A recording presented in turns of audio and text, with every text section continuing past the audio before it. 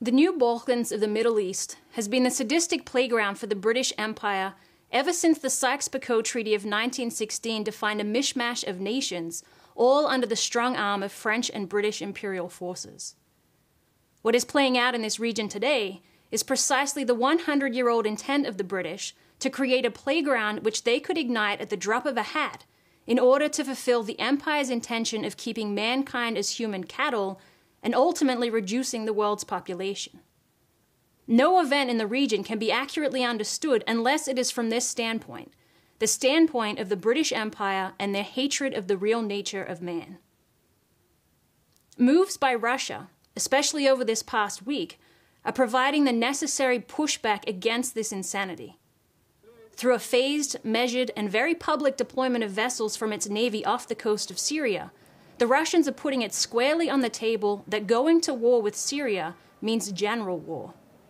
And in doing this, the Russians are giving senior U.S. military commanders, who are unanimously dead set against another armed conflict in the region, the added needed leverage to push back against Obama's insanity and British desperate efforts to get the war going. On November 23rd, Russian President Dmitry Medvedev made a nationally televised address to the citizens of Russia, and hence to the rest of the world, of Russia's decisions to defend itself against the very serious threat of war. Specifically, Medvedev's topic was the placement of US and NATO anti-missile facilities in Europe. President Medvedev pointedly recalled that Russia has had an offer on the table for a joint missile defense system between Russia and NATO for several years. Medvedev said that the United States and NATO have continued to be unwilling to allow Russian hands-on participation in running such a system. Instead, the U.S. has continued a missile defense plan that deploys U.S. missiles and military capabilities in close proximity to Russia's borders. Even though Russia has been told that these plans are not directed against Russia and that there is no cause for concern, Medvedev pointed out that our requests that they set this out on paper in the form of clear legal obligations are firmly rejected. Medvedev makes clear that Russia will continue the dialogue with the US and NATO, but that, with the European missile defense program already underway in Poland, Turkey, Romania, and Spain, they face a fait accompli, and have therefore made a series of decisions in defense of Russia. В связи с этим мною приняты следующие решения. Первое. По моему поручению Министерство обороны России незамедлительно введет в боевой состав радиолокационную станцию системы предупреждения о ракетном нападении в городе Калининграде. Второе. В рамках создания системы воздушно-космической обороны России в первоочередном порядке будет усилено прикрытие объектов стратегических ядерных сил. Третье. Стратегические баллистические ракеты, которые поступают на вооружение ракетных войск стратегического назначения и нашего военно-морского флота, будут оснащаться перспективными комплексами преодоления ПРО и новыми высокоэффективными боевыми блоками. Четвертое.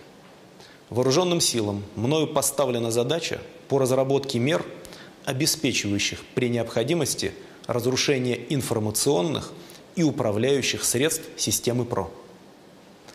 Указанные меры являются адекватными, эффективными и малозатратными. Пятое. Если перечисленных мер будет недостаточно, Российская Федерация разместит на западе и на юге страны современные ударные системы вооружений, обеспечивающие огневое поражение европейского компонента ПРО. Одним из таких шагов станет развертывание ракетного комплекса «Искандер» в Калининградском особом районе. Будут подготовлены, а по мере необходимости реализованы и другие мероприятия по противодействию европейской составляющей американской противоракетной обороны. Далее.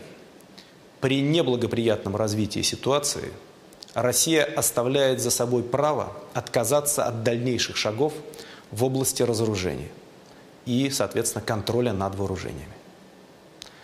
Кроме того, учитывая неразрывную взаимосвязь между стратегическими наступательными и оборонительными вооружениями, могут возникнуть основания для выхода нашей страны из договора об СНВ.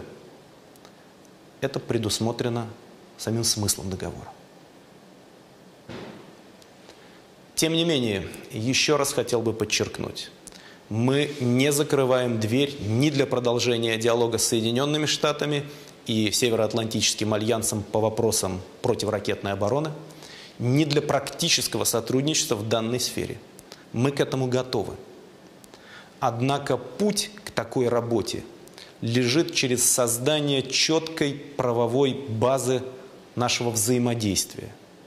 Такой базы, которая обеспечит учет наших законных интересов.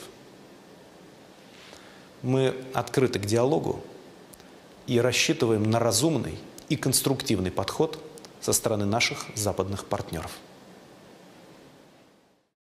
This statement is a wake-up call to anyone that is not taking seriously the warnings that Mr. LaRouche has made repeatedly of the imminent threat of thermonuclear World War III. Back on October 29th, Mr. LaRouche warned of the Middle East as the new Balkans and described how the trigger point had been carefully set up and that as the fuse is burning down on the financial resources to carry out that operation, the time for that operation to be launched or defeated is now. The insane drive for war by Obama's British controllers is not simply targeted at Syria and Iran, but rather at Russia and China, and at the ultimate destruction of the United States. These three nations, as proposed by Mr. LaRouche, working together towards the common good of mankind, are an unstoppable force that can wipe the oligarchical principles of the British Empire from the planet. These three nations, acting together, can place the world monetary system through bankruptcy reorganization and reestablish the legacy of Franklin Roosevelt for a world system of credit for economic development, and hence return man to his rightful place as a creative being. This is the threat that the empire is out to crush. And with the European Monetary Union situation careening out of control, the push to get World War III moving immediately, before the money runs out, is the empire's goal. When you look at Medvedev's November 23rd statement from that standpoint, you realize that Russia is moving for a war avoidance strategy. Each step of the way, as the US-NATO operations have been fueling the flames for war, Russia has been working to put out the fire. And after seeing that what was done in Libya, Russia will not sit idly by and watch a similar scenario play out in Syria. On November 1st, Russian Foreign Minister Sergei Lavrov declared that Russia supported the efforts of the Arab League to resolve the Syrian crisis, but then clearly took aim at the warmongering from the British, French, US crew which ran the operation in Libya, saying, "We advocate an approach which, among others, is applied in Yemen. There was an initiative of the Cooperation Council for the Arab State of the Gulf, and everyone, be it the Council itself, the Arab League, the EU, US, Russia, or China, acted responsibly, without setting artificial deadlines, waiting for months until the goal was achieved. Isolation is not our approach. If something goes wrong in Syria, many countries of the region will feel a negative impact. We can't support isolation because of the lesson we drew from Libya." Later, on November 11th, Lavrov made the point that Russia knows games are being played to start a war that would spread much further than the supposed nations targeted. "We are concerned with news of ongoing aggressions by extremist gunmen, such as those which took place in Homs, Hama, and Idlib in recent days, with the provocative aim of forcing security agencies and the army in Syria to retaliate, and then launching a campaign via international media outlets." General Makarov, the chief of staff of the Russian armed forces, told a Kremlin advisory body that, in certain circumstances, local and regional armed conflicts could grow into a large-scale war, possibly even with nuclear weapons, and that Russia could be involved. As well-known Russian journalist and member of the public chamber Maxim Shevchenko commented on Medvedev's November 23rd speech, "It has been stated clearly and firmly that we need to arm ourselves, and that there is a direct threat of war against the Russian Federation, and that the threat comes from NATO, not from Iran or North Korea. Within days of Medvedev's address, the Russian Navy confirmed that several battleships from Russia's Northern Fleet are embarking on a long-range cruise to a Russian support facility at Tartus, Syria. Russian Admiral Valentin Selivanov said of the vessel's cruise, "If somebody's ships are located somewhere, of course it's not possible to simply fly over them and bomb someplace. Even the Americans will not be able to ignore the arrival of our ships off the coast of Syria. Although, probably, our only aircraft carrier, plus the Shebenyenko, do not have the ability to stop an entire war, but their appearance in the eastern Mediterranean will be a signal to the whole world that Russia has interests here, and you can't just crush, destroy, and kill everybody without taking them into account." Former Russian Navy Chief of Staff Admiral Viktor Krevchenko echoed the same call on November 27th. President Medvedev, via his November 23rd address to the nation, coupled with Russia's most recent deployment of 3 warships into the Mediterranean, is making it known that this threat of war is real and that actions must be taken to stop it. Lyndon LaRouche has made it very clear that the way to stop it is to remove President Obama from office immediately. The British are controlling Obama as their puppet. They are engineering the crisis in Europe to impose dictatorships, and they are behind the wars and threats of global thermonuclear war.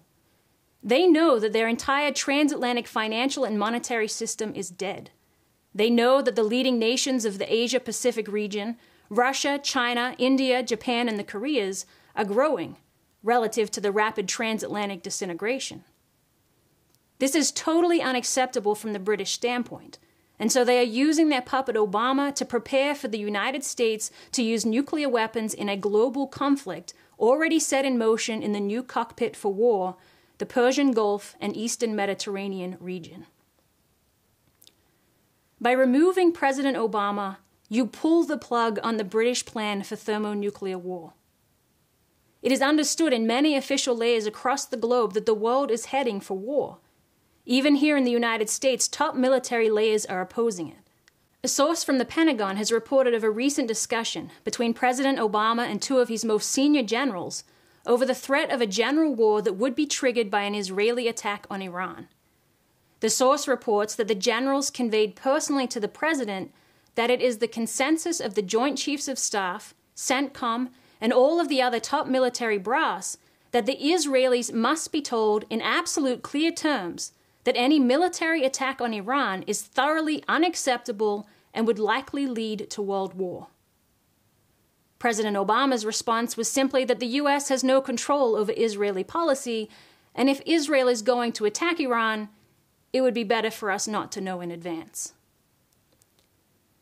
The immediate threat of thermonuclear World War III is real, but it is not enough to simply warn against it. You must prevent it. You won't have the opportunity after the war to say, "See, I told you so," because you'll be dead. This is not about what will happen to this nation or that nation. This is about what will happen to the entire human species. A world war today means thermonuclear war. It means the elimination of the majority of the human species from the face of the planet. And it is President Barack Obama that is driving us towards that point. Do we dare let the decision of thermonuclear war lie in the hands of a criminally insane individual? Why are we tolerating a criminally insane president when the 25th Amendment to the Constitution provides for a president's immediate removal from office for precisely the circumstances that we now face? The only move that will totally disarm the threat of World War III, the instant that it is taken, is the use of the 25th Amendment, which will immediately remove President Obama from making the decisions. Russia is warning us that this threat is real. Let's take Obama's finger off the button.